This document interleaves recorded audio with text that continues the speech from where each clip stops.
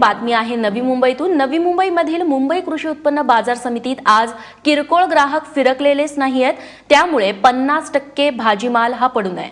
भाजीपाल्याला उठाव नसल्याने होलसेल मार्केटमधील भाजीपाला दर हे 50% पडलेले आहेत।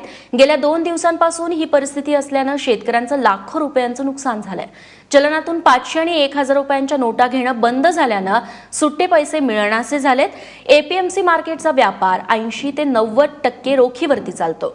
दररोज लाखोंची उलाढाल या भाजीपाला मार्केटमध्ये होते। मात्र आता किरकोळ व्यापाऱ्यांना ग्राहकांकडून सुट्टे पैसे मिळत नसल्याने पुढे घाऊक व्यापाऱ्यांना पैसे मिळत नसल्याने मार्केट चांगलंच मंदावलंय। आणि एपीएमसी व्यापाऱ्यांसोबत आमचे प्रतिनिधी विनायक पाटील यांनी संवाद साधलेला आहे आणि व्यापाऱ्यांची भूमिका जाणून घेतली आहे।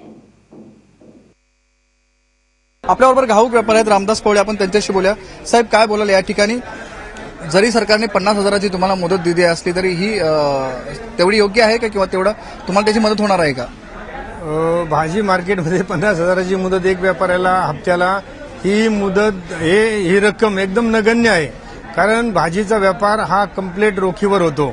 आज भाजी खरेदी करायला मार्केटमध्ये गेल्यानंतर, ग्राहक गेल्यानंतर तो 100-200 रुपयाची 500 रुपयाच्या पुढे भाजी खरेदी करत नाही आणि तो भाजीवाल्याला रोकड पैसे देतो आणि तेच विकणारे व्यापारी तेच पैसे घेऊन आमच्याकडे येतात। आम्ही तेच पैसे रोख जमा करून हात शेतकऱ्याला लगेच पाठवत असतो आणि शेतकऱ्याला लगेच पेमेंट मिळत असतं।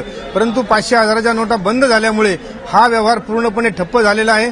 आम्ही ना शेतकऱ्याला पैसे वेळेवर देऊ शकत, ना या ठिकाणी आमच्या ग्राहकाकडून आम्हाला या ठिकाणी पैसे मिळत। आमच्या जुन्या पण उधाऱ्या असतात, त्या जुन्या उधाऱ्या आम्ही कशाबशा वसूल करतो आणि त्या आता बँकेमध्ये भरून ते पैसे नंतर काढून शेतकऱ्याला देणार आहोत। म्हणून शेतकऱ्यांची पण या ठिकाणी खूप कुचंबना झालेली आहे आणि शेतकरी जर शेतीमाला आपल्याला मार्केटमध्ये पाठवायचं असेल तर त्याला रोजंदारीने माणसं बघावं लागतात आणि त्या रोजंदाराला 300-400 रुपये रोजची मजुरी द्यावी लागते। ती मजुरी सुद्धा शेतकरी देऊ शकत नाहीये।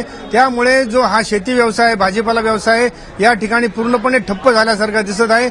आज भाजीला हिवाळ्यामध्ये जो बाजारभाव भेटायला पाहिजे, आज हिवाळ्यामध्ये भाजीचा सीझन असतो, ज्या प्रमाणात भाजी विकायला पाहिजे त्या प्रमाणात भाजी विकत नाहीये।